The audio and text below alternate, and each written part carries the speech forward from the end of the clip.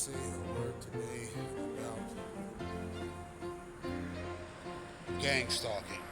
Now, I've said in previous videos that I realize that no government is perfect.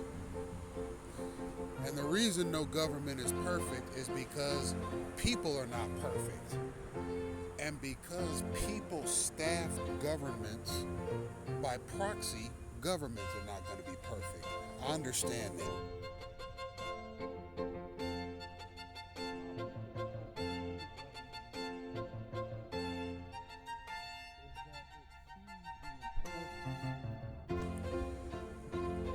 Of transparency. The people have a right to know what's going on. Okay?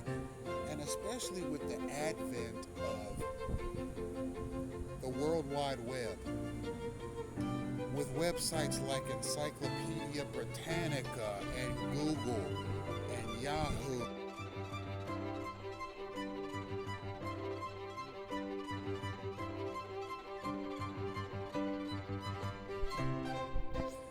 Encyclopedia Britannica and so many others, people have more access to information than they ever have before.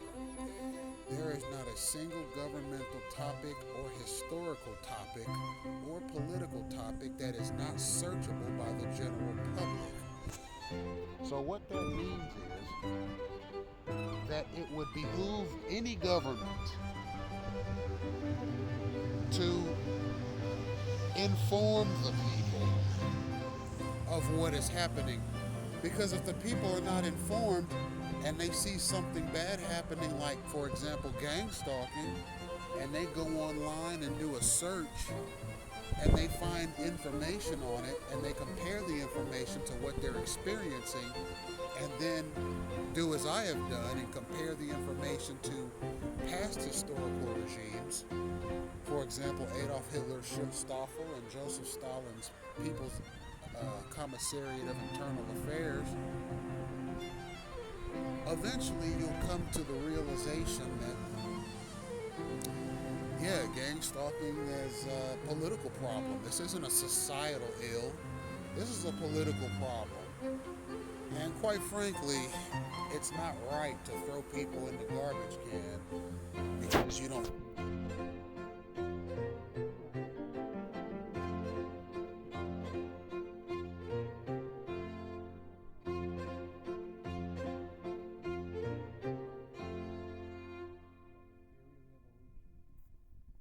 We have the theory of creation, but ultimately, people don't know exactly how we got here, and quite frankly, we weren't meant to know exactly why we got here.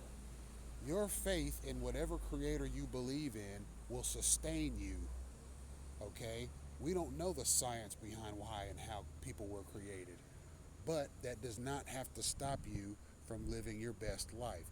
And quite frankly, if you are a government representative, okay, especially one bound by a constitution, especially one bound by a Bill of Rights, especially one that calls itself a constitutional republic, you should know better than to impose something like gang stalking on the people, because first of all, what do you think? We're not going to find out?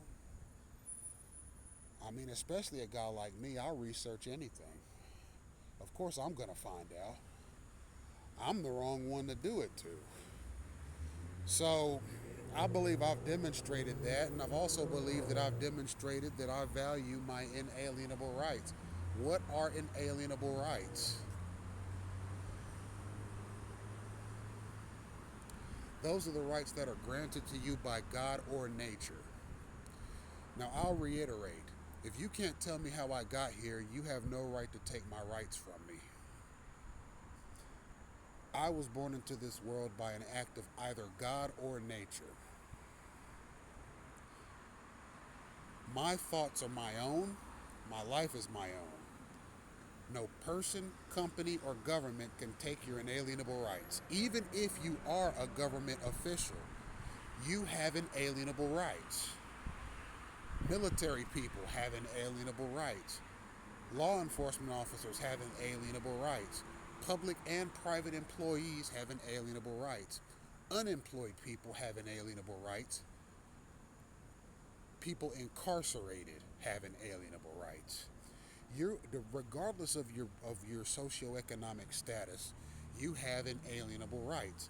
Those are rights that are given to you by God or nature. If you're not my God and you didn't create my nature, then you have no right to tell me what the quality of my life is going to be. That is up to my own talents and merits. My talents and merits should determine the life that I live. And if my talents and merits are not determining the life that I live, and there's a third party, particularly a clandestine third party, that is impeding my rights and liberties, whether or not that third party is a company or a government is irrelevant.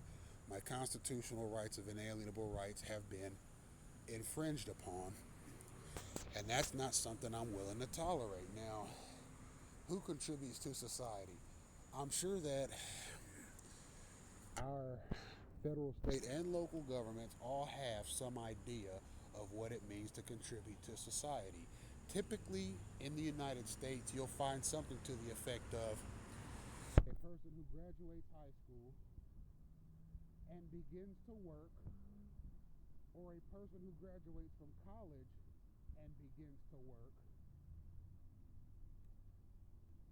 or a person who joins the armed services or another state or local auxiliary like a fire department, hospital staff, law enforcement officer.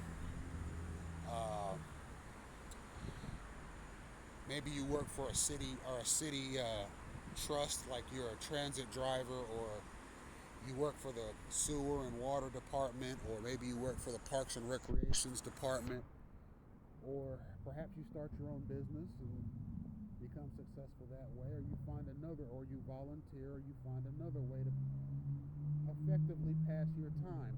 These are the kinds of activities that are typically seen in the United States as contributing to society, because in all of these occupations you are either paying taxes or getting ready to pay taxes. You're using your time wisely, and you're not infringing upon the rights of others.